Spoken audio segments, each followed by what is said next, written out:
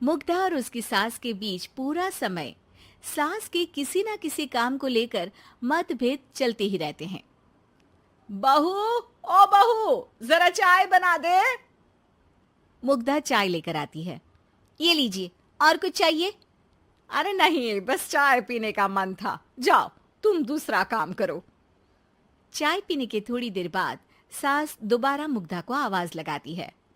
अरे बहू रे, आओ बहू, जरा हलवा तो बना दे, मीठा खाने को मन हो रहा है।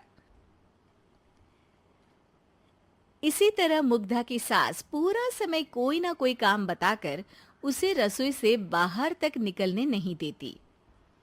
कभी चाय, कभी हलवा, कभी पानी तो कभी दूध, हर समय खाने को चाहिए और उसके लिए अपने हाथ पैर बिल्कुल नहीं हिलाने। परेशान किया हुआ है इन्होंने।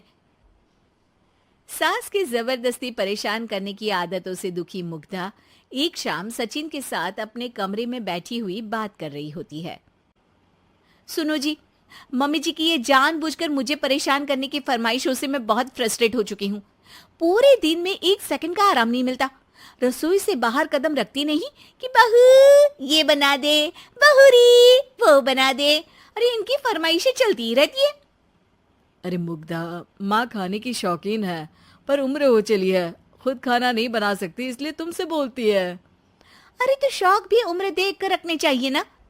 समझ में नहीं आता, हर समय फेविकॉल का जोड़ लगाए सोफे से चिपकी बैठी रहती है। इतना सब डाइजेस्ट कैसे हो जाता है उन्हें? अरे तुम मेरी माँ से इतनी नफरत कैसे कर सकती हो? मैं उनसे नफरत नहीं करती जी, बस परेशान हूँ। जहां मुग्धा अपने पति से ये सब बोल रही होती है, वहीं उसकी सास भी कमरे के बाहर दरवाजे से कान लगाए सारी बातें सुन रही होती है और अगली दोपहर रसोई में मुग्धा के पास जाती है। बहू, आज ना मेरा कुछ मसालेदार खाने का मन है। तो चाय बना दूं? मुझे बहुत पसंद है। अरे ना, ऐसा कर लिट्टी चोखा बना ले। और हाँ, जितना मसाला बातों में मिलाकर पति को सुनाती हो ना, सब्जी में भी वैसे ही डाला करो, खाना स्वादिष्ट बनेगा। सास की बात सुनकर मुग्धा हैरान रह जाती है। मतलब अब पूरा समय मुझ पर हुक्म चलाने के साथ बंद कमरे में हुई पति पत्नी की बीच की बातें भी सुनती है? अरे बात जब मेरी थी तो सुनने में क्या दिक्कत है? ये कहकर सास वहां से चली जाती है। अरे अब तो हद पार हो गई। इस तरह से तो ये मेरा जीना मुश्किल कर देंगी। मुग्धा सास की हरकतों से परेशान उसका हल सोचने लगती है और इसी तरह कुछ दिन बीत जाते हैं, जिसमें सास का जन्मदिन आता है। मुग्धा बहुत खुशी के साथ अपनी सास को एंड्रॉयड मोबाइल गिफ्ट करती है। मम्मी, आपको सबसे बात करने के लिए बहुत दिक्कत होती है ना? कभी सचिन तो कभी मुझे बोलना पड़ता है, पर इस मोबाइल से आपको कोई दिक्कत नहीं होगी। एक जगह बैठे बैठे बहुत कुछ कर सकती हैं अब आप। मोबाइल देख सासू माँ खुश हो जाती है, पर उसे इस्तेमाल करना तो आता नहीं, इसलिए साइड में रख देती है।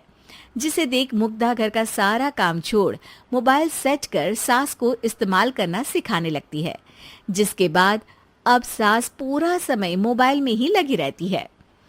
हाय, जब से मम्मी को मोबाइल मिला है मेरी लाइफ में कितनी शांति आई है। अच्छा है, इसी तरह बिजी रहे तो मैं भी सुकून की जिंदगी जी पाऊंगी। अब मुग्धा जब मन करे काम करना, जैसा चाहे वैसा खाना बनाकर खाना, पूरा समय रिलैक्स और खुश रहने लगती है। क्या बात है, आजकल तुम बहुत चहक रही हो। अरे मम्मी जी से छुटकारा जो मिला है, अब ना फरमाइशें ना छुप छुप कर बातें सुनना। अच्छा, तो मोबाइल गिफ्ट करने की ये स्कीम थी।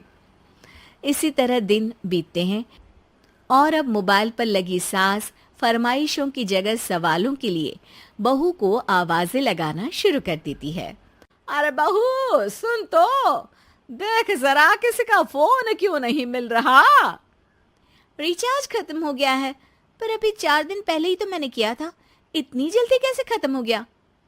अरे मैंने कल तेरी कनाडा वाली मौसी सास से 3 घंटे बात की थी ना। क्या? इतना महंगा तो मोबाइल भी नहीं आया जितना महंगा इसका रिचार्ज पड़ रहा है। इसके बाद तो जैसे मुग्धा के दिन के 24 घंटे में से 20 घंटे सास के पास उनके मोबाइल रिलेटेड प्रॉब्लम सॉल्व करने की ड्यूटी ही बन जाती है। अरे मुग्धा, ये मोबाइल में अचानक तेरी मौसी सास की शक्ल क्यों दिखने लगी? और ये तो हिल भी रही है। मम्मी, ये गूगल डुओ का वीडियो कॉल है। इसमें आप बात करने के साथ एक दूसरे की शक्ल भी देख सकती हो। अच्छा, ये तूने मुझे पहले क्यों नहीं बताया? अब बताने के लिए पहले नहीं बताया। इसी बीच सचिन भी वहां आ जाता है और सास अपनी वीडियो कॉल में बिजी हो जाती है। क्यों, सास बहू में क्या गपशप चल रही है? इसे गपशप नहीं, दिमाग का दही होना बोलते हैं। पर तुम तो मम्मी को मोबाइल देकर बहुत खुश थी, फिर क्या हुआ? हाँ, उसका सुकून भी कुछ ही दिन मिला। अब घर के टंटे खत्म हुए तो मोबाइल की टिंग टिंग शुरू हो गई। देखो भाई, कुछ पाने के लिए कुछ खोना तो पड़ता है।